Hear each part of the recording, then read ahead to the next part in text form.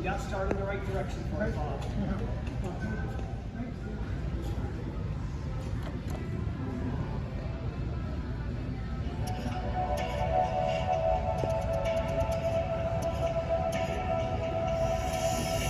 When we were designing the Innovate 7.0, we really wanted a full-body MOI style putter. And we looked at our heritage of the veterinary golf lineup, and we thought, what better model to bring back in the line than the Innovate 7.0?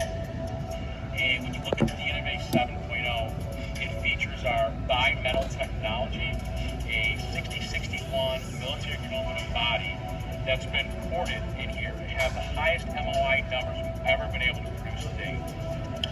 So when we have a high MOI model, what that does is produce a super stable and controlled putter head throughout the stroke. We thought it was very important and necessary to have 3 tour-proven necks. You'll find the Innovate 7s available in spud, slant, and center shaft necks, and all those neck options allow for different toe hangs, different offset visuals, and address for all different types of players. The Innovate 7.0 features our Fit Base filling. Fit Base stands for Feel Impact Technology. It's our softest feeling mill face. We do this and we don't use any inserts in creating this putter. So there's less mass hitting the golf ball at impact. So less mass hitting the ball equates to a very, very soft feel. The Innovate 7.0 is made for players that are seeking more confidence on the greens, seeking a putter that is resistant to twisting or turning. You'll notice that on the Innovate 7.0 it features our T-line alignment.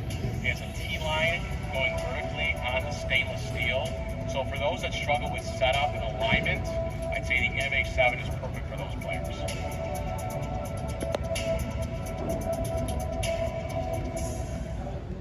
I started veterinary golf in 1998. The sole purpose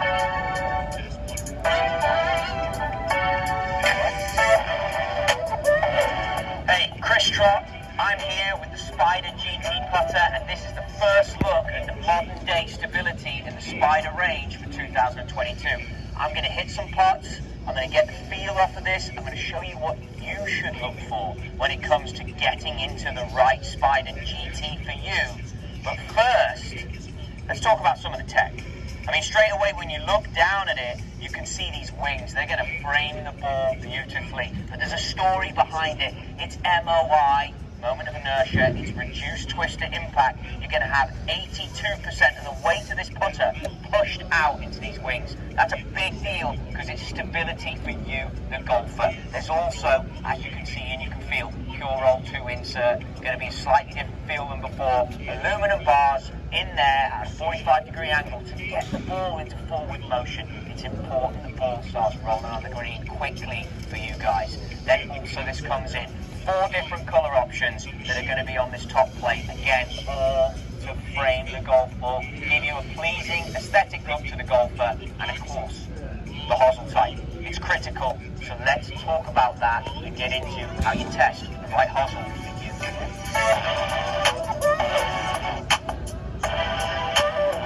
So hopefully you're out now on the putting green. Straight out the gate, I want you to focus on longer length putts.